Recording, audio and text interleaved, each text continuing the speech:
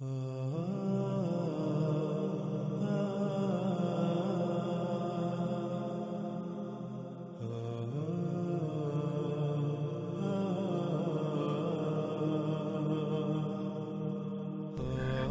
میں جب آپ داخل ہوں تو آپ حیران رہ جائیں گے کہ جہاز حقیقتاً نہ صرف ادیر ہے، یعنی ایک ایسی سرنگ ہے جو ہر طرف سے بند ہے، اور وہ سرنگ اندر سے ایک محل کا منظر پیش کرتی ہے، بلکہ وہ سرنگ اندر سے محل کا منظر پیش کرتی ہے۔ جب وہ اس دیر یعنی محل نما ہر طرف سے بند سرنگ میں داخل ہوئے تو انہوں نے جو دیکھا اس کے بارے میں کئی طرح کے الفاظ آئے ہیں، اور وہ سب کے سب اپنی جگہ پر بالکل ٹھیک ہیں۔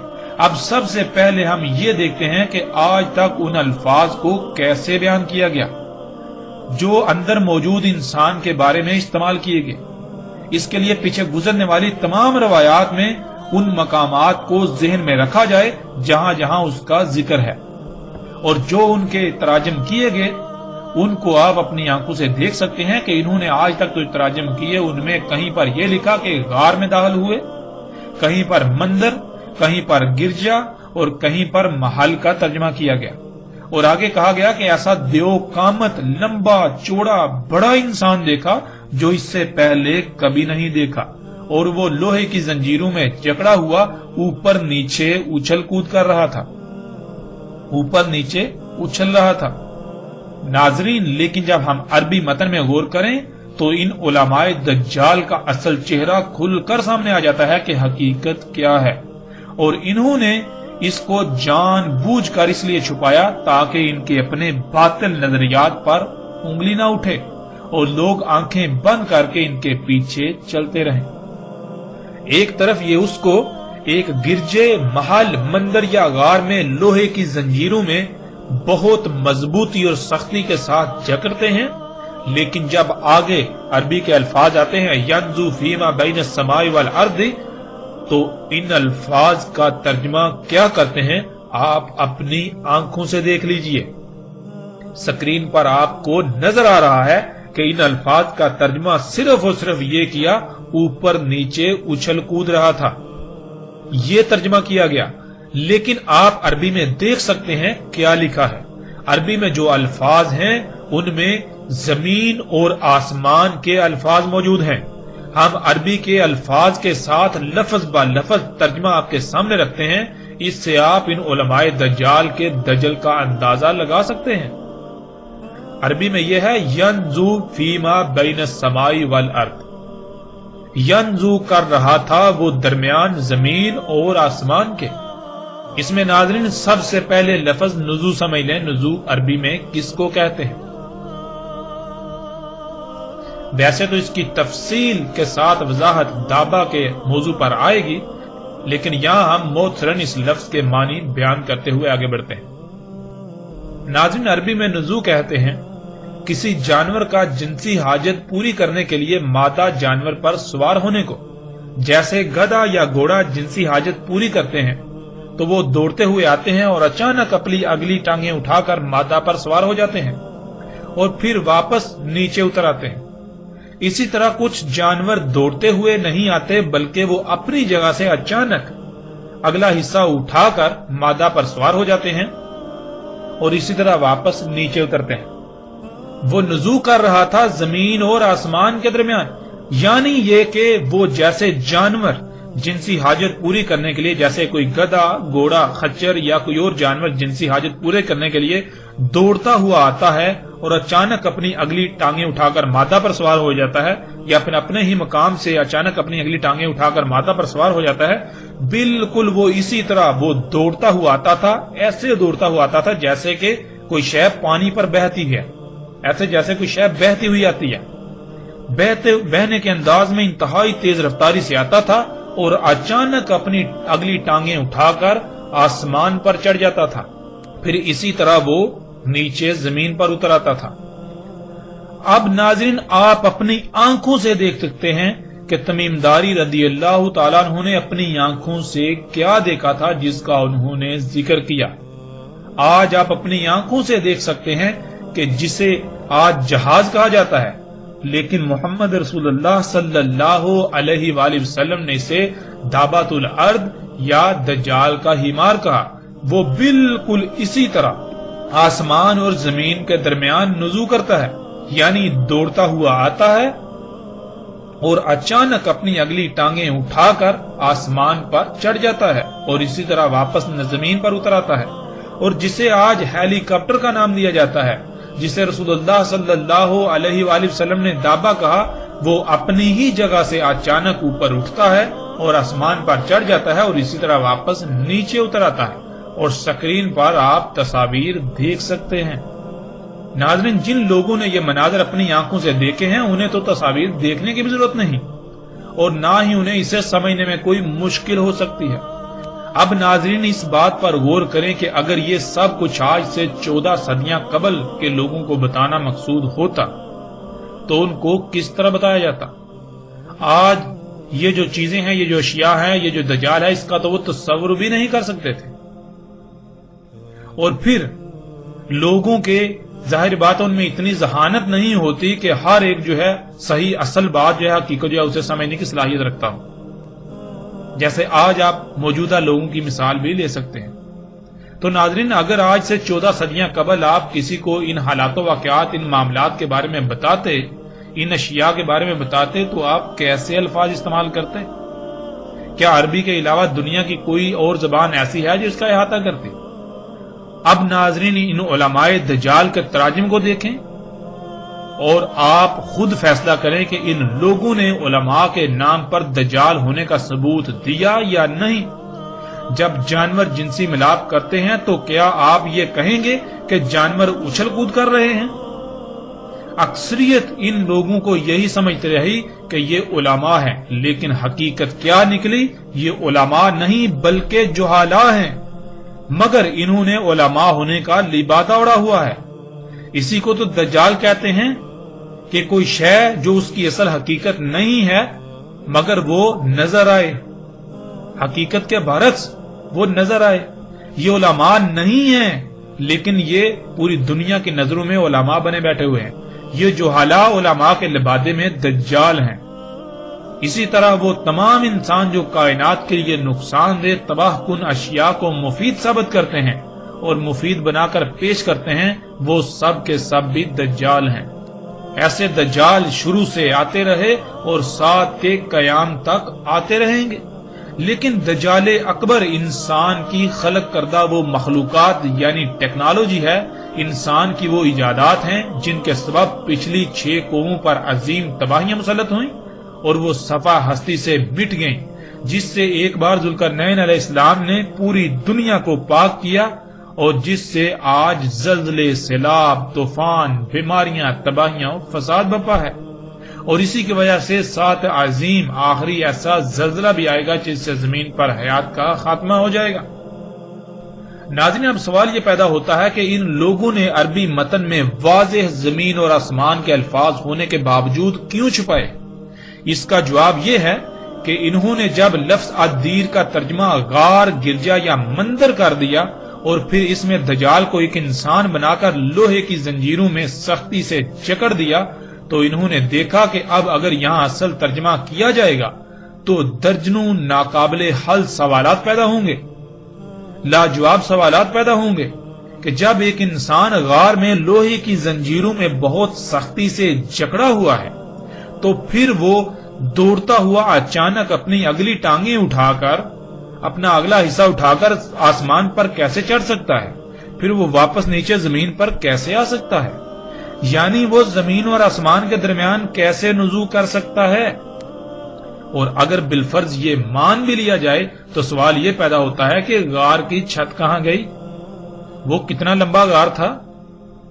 اگر یہ اصل ترجمہ کر دیتے تو یہ ایسے کسی ایک سوال کا بھی جواب نہ دے پاتے، تو انہوں نے دجل کو اختیار کیا، اور یہی وہ وجہ ہے جو یہ علماء کے نام پر دجالون کذابون دن رات شور مچاتے ہیں کہ خود سے غور و فکر نہیں کرنا، خود سے غور و فکر نہیں کرنا، قرآن میں خود سے غور و فکر نہیں کرنا، بلکہ جیسے سلف صالحین نے سمجھا بس ویسا ہی سمجھنا ہے، اور سلف کے نام پر لوگوں کو اندھوں کی طرح اپنے اور اپنے آباء و اجداد کے پیچھے چلاتے آئے ہیں، اور دن رات اسی پر زور لگاتے اور لگا رہے ہیں کہ عقل سے نہیں بلکہ نقل سے کام لو، یعنی خود سے غور و فکر نہیں کرنا ورنہ گمراہ ہو جاؤ گے، بلکہ جو کچھ پہلو نے لکھا، ہمارے آباء و اجداد نے جو تراجم و تفاسیر لکھ دیے انہی پر اکتفا کرنا ہے، آنکھیں بند کر کے اسی پر اکتفا کرنا ہے، اس سے آگے نہیں بڑھنا۔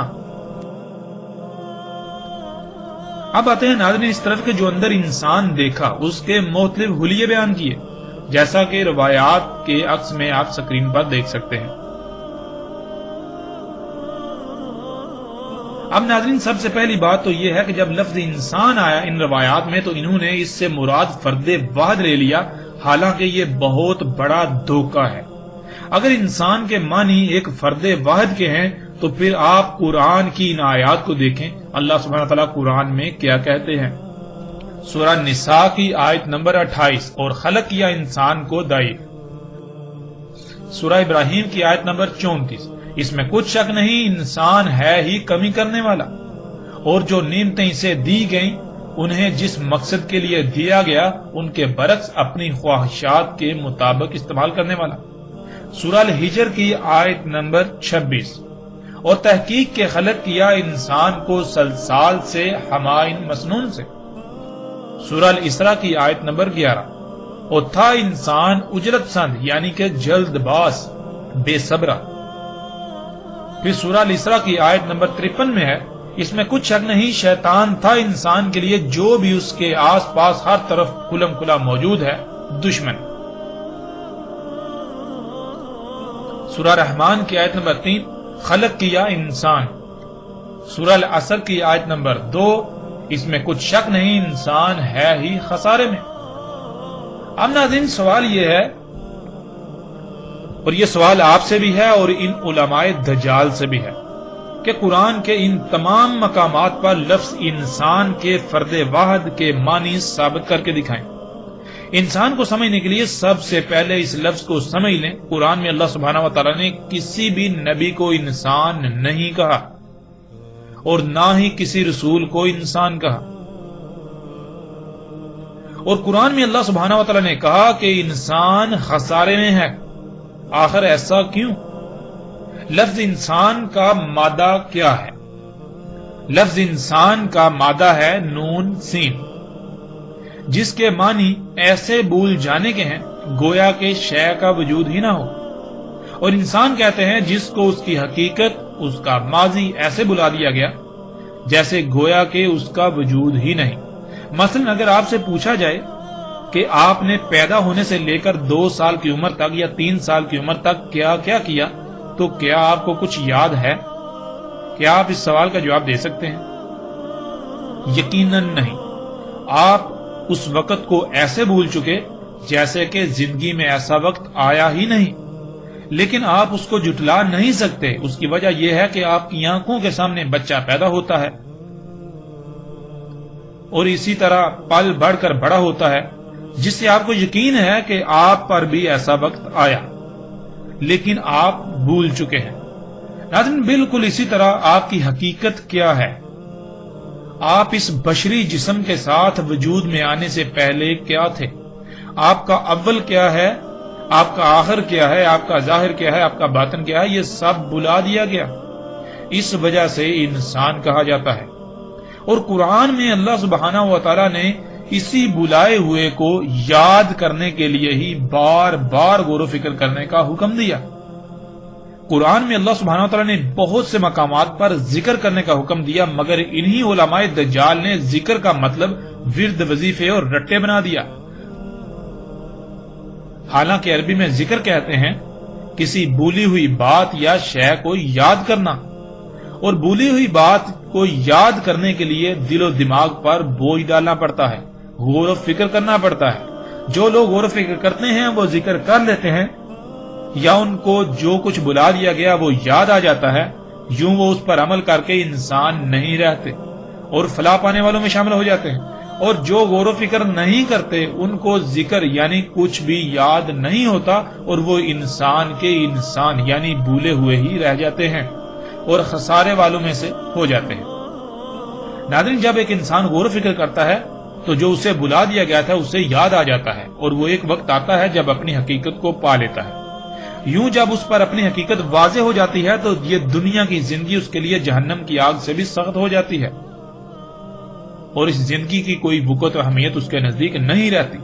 اسے علم ہو جاتا ہے کہ یہ جو بشری وجود، یہ جو بشری جسم اس کے پاس ہے، یہ اس کی حقیقت نہیں ہے، یہ تو ایک آزمائشی ٹول بطور امانت دیا گیا، تاکہ یہ خود ہی جان لے کہ آیا اس نے امانت کا حق ادا کیا یا اس میں خیانت کی، اور اس پر حقیقت واضح ہو جائے۔ اس وجہ سے اللہ سبحانہ و تعالیٰ نے اپنے کسی نبی یا رسول کو انسان نہیں کہا بلکہ اس کے برعکس بشر کہا۔ ناظرین، اس کے برعکس جو لوگ غور و فکر نہیں کرتے، جس سے ذکر نہیں ہوتا، یعنی جو انہیں بلا دیا گیا، ان کی حقیقت اس کو نہیں پا لیتے، تو ایسے اسی بشری مادی جسم کو ہی اپنی حقیقت تصور کر کے دنیاوی مال و متاع کے لالچ میں دن بدن آگے بڑھتے چلے جاتے ہیں۔ پہلے تو وہ ایک عام انسان تھے، لیکن ایسا کرنے سے انسان کو جو کچھ تھوڑا بہت اپنی حقیقت کا علم ہوتا ہے وہ بھی بھول جاتا ہے، اور دنیا کی زندگی کے لیے ہی کوشش کرتا ہے۔ ایسا انسان عظیم انسان کہلاتا ہے۔ آج پوری دنیا میں اکثریت ایسے انسانوں کی ہے جو کہ اعظم انسان ہے۔ لفظ اعظم بنا ہے عظامہ سے، اور عظامہ کہتے ہیں ہڈی کو۔ ہڈی جسم میں پائی جاتی ہے، ہڈی میں سختی، مضبوطی اور قوت پائی جاتی ہے۔ اگر جسم سے ہڈی نکال دی جائے تو باقی جسم کی کوئی اہمیت و حیثیت نہیں رہتی۔ بالکل اسی طرح ناظرین، اعظم انسان، سب سے پہلی بات یہ کہ ایسے بھولے ہوئے کہ اگر ان بھولے ہوں کو نکال دیا جائے تو پیچھے جتنے بھی انسان ہیں ان کی کوئی اہمیت و حیثیت نہیں رہے گی، یعنی کہ پیچھے جو بھولے ہوئے ہوں گے ان بھولے ہوں کی کوئی اہمیت و حیثیت نہیں رہے گی۔ ان کی اہمیت و حیثیت بالکل ایسے ہو جائے گی جیسے جسم سے ہڈی نکال لی جائے تو جسم کی اہمیت و حیثیت رہ جاتی ہے۔ پھر اسی طرح اعظم انسان یعنی ایسے انسان جو قوت میں، سختی میں، شدت میں اتنے بڑھ کر ہیں کہ اگر ان کو نکال دیا جائے تو ان سے پیچھے جو انسان گزرے ہیں ابھی اس امت میں یا اس قوم میں، ان کی اہمیت و حیثیت بالکل ایسے رہ جائے گی جیسے کہ جسم سے ہڈی نکال لینے سے جسم کی اہمیت و حیثیت رہ جاتی ہے۔ ناظرین، ایسے اعظم و انسان یعنی جو سب سے بڑے بھولے ہوئے ہوتے ہیں، جن کو علم ہی نہیں ہوتا کہ ان کی حقیقت کیا ہے، وہ دنیا میں کیوں اور کس مقصد کے لیے بھیجے گئے، تو وہ شیاطین کے اولیاء یعنی شیاطین کے مشن میں ان کے معاونت کار بن جاتے ہیں۔ شیاطین جنات کے والد ابلیس نے کہا تھا کہ جو زمین میں ہے ان کے لیے مزین کر دے گا۔ یہ شیاطین جنات کا مشن ہے کہ جو زمین میں ہے اس کو مزین کر دینا۔ تو ایسے اعظم و انسان پھر وہی اعمال کرتے ہیں جن سے شیاطین کے مشن کی تکمیل ہوتی ہے، یعنی وہ جو زمین میں اللہ نے رکھا اسے نکال کر مزین کرتے ہیں، اسی کے پیچھے بھاگتے ہیں، اور اسی کو حاصل کرنا ہی ان کی دنیا میں موجودگی کا مقصد بن جاتا ہے۔ اور اس کے برعکس انبیاء نے کہا، اور خود محمد رسول اللہ صلی اللہ علیہ وآلہ وسلم نے کہا کہ میں زمین کے خزانوں کی چابیاں دے کر بھیجا گیا ہوں۔ اور اگر آپ کسی کو اپنے خزانوں کی، خفیہ چھپے ہوئے خزانوں کی چابیاں دیتے ہیں تو کیوں دیں گے؟ ظاہر ہے حفاظت کے لیے۔ انبیاء زمین کے خزانوں کی حفاظت کے لیے بھیجے گئے، اور شیاطین کا مشن کیا ہے؟ قرآن میں بالکل واضح ہے، شیاطین کا مشن ہے زمین کے خزانوں کو نکال کر مزین کرنا، تاکہ شیطان کا دعویٰ سچا ثابت ہو سکے جس کے لیے وہ انسانوں کے محتاج ہیں۔ ناظرین، اب آپ اپنے ارد گرد نگاہ دوڑائیں اور اپنے گریبان میں جھانکیں، آپ کس کے ولی یعنی کس کے مشن میں اس کے معاون کار بنے ہوئے ہیں، انبیاء کے یا پھر شیاطین کے؟ حق کو سمجھنے کے لیے کوئی بھی مشکل نہیں رہی۔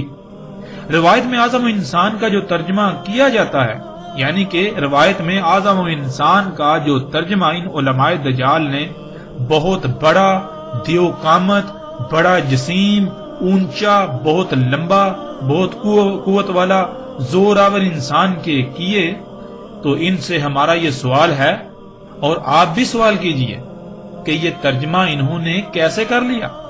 ناظرین، ان لوگوں میں آپ کو اکثریت ایسی ملے گی جو اپنے اماموں کو بھی اعظم قرار دیتی ہے، جیسے امام اعظم ابو حنیفہ۔ تو ناظرین، لوگوں سے سوال کریں ان سے پوچھیں جب وہ بھی امام اعظم ہیں، یعنی وہ بھی اعظم ہیں، تو یہاں اعظم کا ترجمہ کیا وہی لیا جائے جو اسے روایت میں لیتے ہو؟ پھر اسی طرح جیسے امام اعظم احمد رضا خان بریلوی اور اسی طرح ایک مکتبہ فکر جن کے نزدیک باقی سب کافر و مشرک ہیں سوائے اس کے کہ جو ان کے نظریات و عقائد کی آنکھیں بند کر کے اور منہ پر پٹی باندھ کر تصدیق نہ کرے، انہیں تسلیم نہ کرے، اس مکتبہ فکر کے فرقے کے نزدیک صرف زبان کے الفاظ کی حد تک محض سادہ لو عوام کو اپنے فرقے کے جال میں جکڑنے کے لیے امام اعظم محمد رسول اللہ صلی اللہ علیہ وآلہ وسلم کو کہتے ہیں۔ ان سے بھی سوال کریں کہ کیا محمد رسول اللہ صلی اللہ علیہ وآلہ وسلم کے لیے بھی یہاں لفظ اعظم کا ترجمہ وہی لیا جا سکتا ہے جو ترجمہ تم لوگ روایت میں لیتے ہو، روایت میں کرتے ہو اور دوسروں پر اسی کو زبردستی تھوپتے ہو، مسلط کرتے ہو؟ ناظرین، اگر یہاں اعظم کا ترجمہ یہ نہیں لیا جا سکتا تو پھر وہاں کیوں ایسا ترجمہ کیا گیا؟ کیا یہ دجل عظیم نہیں؟ اعظم کہتے ہیں ایسی شے کو جس کے بغیر باقی کسی کی کوئی اہمیت و حیثیت ایسے ہو جائے جیسے جسم سے تمام کی تمام ہڈی نکال لینے سے پیچھے جسم کی اہمیت و حیثیت رہ جاتی ہے۔ جب آپ امام اعظم ابو حنیفہ کہتے ہیں تو اس کا مطلب یہ ہے کہ اس دین سے، اس ملت سے اگر ابو حنیفہ کو نکال دیا جائے، انہیں نکال دیا جائے تو پھر باقی جتنے بھی امام ہیں ان کی اہمیت و حیثیت بالکل ایسے رہ جائے گی جیسے جسم سے ہڈی نکال دینے سے جسم کی اہمیت و حیثیت رہ جاتی ہے۔ اس طرح جو امام اعظم احمد رضا خان بریلوی کو کہتے ہیں تو اس کا مطلب یہ ہے کہ اگر احمد رضا خان بریلوی کو اس دین سے نکال دیا جائے جسے یہ اسلام کہتے ہیں تو پیچھے دین کی اہمیت و حیثیت بالکل ایسے رہ جائے گی، پیچھے جو امام جتنے بھی بچیں گے، باقی جتنے بھی امام ہیں ان کی اہمیت و حیثیت ایسی رہ جائے گی جیسے کہ جسم سے تمام کی تمام ہڈی نکال دینے سے جسم کی اہمیت و حیثیت رہ جاتی ہے۔ پھر اسی طرح محمد علیہ السلام کو جب امام اعظم کہا جاتا ہے تو اس کا مطلب یہ ہے کہ اگر اس دین سے محمد علیہ السلام کو نکال دیا جائے تو پیچھے جتنے بھی امام ہیں، جتنے بھی لیڈران ہیں، پیچھے جو دین ہے اس کی اہمیت و حیثیت بالکل ایسے رہ جائے گی جیسے کہ جسم سے تمام کی تمام ہڈی نکال دینے سے جسم کی اہمیت و حیثیت رہ جاتی ہے۔ ناظرین، یہ ہے اعظم، یہ ہے اعظم کے معنی۔ ناظرین، تمیم داری رضی اللہ تعالیٰ عنہ نے جہاز میں سوار جن انسانوں کو دیکھا وہ آج کے انسان تھے۔ اس وقت کے انسانوں کو دیکھا، اس وقت کے انسانوں کو اعظم انسان کہا اور کہا کہ وہ نرم ملائم مواد والی سیٹوں پر بیٹھے لوہے والی بیلٹوں میں جکڑے ہوئے بندھے ہوئے نزول کر رہے تھے زمین اور آسمان کے درمیان۔ زمین اور آسمان کے درمیان نزول کی وضاحت کھل کر ہو چکی۔ اب آتے ہیں اس پر کہ لوہے والے پٹوں میں جکڑے ہوئے تھے۔ یہ کون سے لوہے والے پٹے تھے جن میں اعظم و انسان جکڑے ہوئے یعنی بندھے ہوئے زمین اور آسمان کے درمیان نزول کر رہے تھے؟ ناظرین، اگر آپ نے جہاز کا سفر کیا ہو تو نزول کے وقت یعنی جب ٹیک آف اور لینڈنگ کی جاتی ہے، ٹیک آف اور لینڈنگ ہوتی ہے، تو اس وقت جہاز میں موجود تمام کے تمام انسان لوہے والے پٹوں میں جکڑے ہوئے ہوتے ہیں جسے آپ سیٹ بیلٹ کہتے ہیں، اور وہ اسی سیٹ پر بیٹھے ہوئے ہوتے ہیں جو نرم ملائم مواد سے بنی ہوئی ہوتی ہے۔ اور پھر ناظرین، دوسرے مقام پر تمیم داری رضی اللہ تعالیٰ نے اعظم و انسان کے بجائے ایک کمزور، کراہنے والا اور شدید شکایات کرنے والے انسان سے ملاقات کا ذکر کیا۔ اور اس کی حقیقت کیا ہے ناظرین؟ اس کی حقیقت یہ ہے کہ آج پوری دنیا میں ایئر ایمبولینس چل رہی ہے۔ زخموں سے چور بیمار کراتے ہوئے انسانوں کو اسٹریچر پر بیلٹوں سے جکڑا ہوا ہوتا ہے اور اسی ادیر یعنی ہیلی کاپٹر یا جہاز والی ہر طرف سے بند سرنگ میں ڈال کر سوار کر کے زمین اور آسمان کے درمیان نزول کیا جاتا ہے۔ یہ حقائق آج آپ اپنی آنکھوں سے دیکھ رہے ہیں۔ ناظرین، مثال کے طور پر اگر آپ پہلی بار کسی جدید شہر جائیں تو کیا آپ وہاں کوئی ایک ہی شہر دیکھیں گے؟ نہیں، بلکہ آپ خوب گھومے پھریں گے۔ بالکل اسی طرح تمیم داری رضی اللہ تعالیٰ عنہ نے آج موجودہ دور میں جو کچھ ہو رہا ہے یہ سب کچھ اپنی آنکھوں سے بالکل ایسے دیکھا جیسے آپ خواب دیکھتے ہیں۔ اس موجودہ انسان کو بھی دجال قرار دیا۔ اس لیے کہ آج موجودہ انسان بھی سب سے بڑا دجال ہے، جو انسانوں کی حقیقت اور اس کے دنیا میں آنے کے اصل مقصد پر دجل کا پردہ چڑھا کر جو انسان کی حقیقت نہیں اسے حقیقت بنا کر دکھا رہا ہے، اور دنیا میں آنے کا جو مقصد نہیں ہے اس کو دنیا میں آنے کا مقصد بتا اور دکھا رہا ہے۔ اللہ سبحانہ وتعالی نے پورے قرآن میں بار بار سختی کے ساتھ حیات الدنیا یعنی دنیاوی مال و متاع، دنیاوی زندگی کو ترک کرنے کا حکم دیا، دنیاوی حیات کو، دنیاوی مال و متاع کو، اس سے حب کرنے یعنی اس کی طرف جانے سے سختی سے منع کیا، اس دنیاوی زندگی، دنیاوی مال و متاع کے پیچھے بھاگنے سے روکا۔ لیکن آج یہ انسان ہی ہے جس نے اصل مقصد پر دجل کا پردہ چڑھا کر جس سے اللہ نے روکا اسی کو دنیا میں آنے کا مقصد بنا اور دکھا دیا اور بنا دکھا رہا ہے، اور انسانوں کی اکثریت اسی کے پیچھے لگی ہوئی ہے۔ اس لیے یہ اعظم و انسان بھی دجال ہے، جیسے پیچھے دجال انسانوں میں آتے رہے اسی طرح دجال انسانوں میں بھی آتے رہے کہ پیچھے کیا ہے، پیچھے کوئی ایک آدھا دجال ایک دو آتے تھے، اس طرح آتے تھے، لیکن آج جو ہے ان کی ایک بڑی تعداد موجود ہے جو ان ایجادات کو، ان اشیاء کو انسانوں کے لیے مسیحا بنا کر پیش کر رہے ہیں، حالانکہ حقیقت اس کے بالکل برعکس ہے۔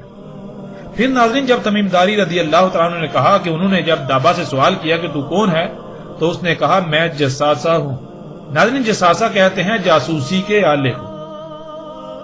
آج یہ دابا جسے آپ ڈرون جہاز کہتے ہیں پوری دنیا میں ان کے ذریعے جاسوسی کا کام لیا جا رہا ہے، انہی جہازوں سے جاسوسی کا کام لیا جا رہا ہے، یہاں تک کہ اوپر خلا میں گھومنے والی سیٹلائٹ سے بھی یہی کام لیا جا رہا ہے، انہی مقاصد کے لیے استعمال کیا جا رہا ہے، اپنے دشمنوں کی حساس معلومات، حساس جگہوں کی تصاویر لینے کے لیے یعنی جاسوسی کے لیے استعمال کیا جا رہا ہے۔ ناظرین یہ سب تمیم داری رضی اللہ تعالیٰ نے اپنی آنکھوں سے بالکل اسی طرح دیکھا جیسے آپ خواب دیکھتے ہیں، جو کہ دجال تھا، اور جو سوالات وغیرہ کا ذکر کیا اس کی حقیقت پیچھے بیان کی جا چکی، وہ فرضی سوالات تھے اس وقت کے تقاضے کے مطابق۔ اگر اس وقت ساری حقیقت کھول کر بیان کی جاتی تو ایک طرف کسی کے سمجھ میں کچھ نہ آتا اور دوسری طرف اکثریت دجال سے بے فکر ہو کر بیٹھ جاتی کہ دجال تو ایسی شے ہے جو ہماری زندگی میں تو آنے والا نہیں، اس لیے پریشانی کی کوئی بات ہے ہی نہیں۔ ناظرین الحمدللہ ہم نے اللہ کے فضل سے جتنا مختصر سے مختصر ہو سکتا تھا اور جامع انداز میں ہو سکتا تھا اس واقعے پر بات کی، مزید بات بھی کی جا سکتی ہے اور بہت سارے پہلو ہیں ان پر بھی تفصیل سے بات کی جا سکتی ہے، لیکن وہی بات کہ ہمارا مقصد موضوع کو لمبا کرنا نہیں، ہمارا مقصد ہے حق کو سمجھنا۔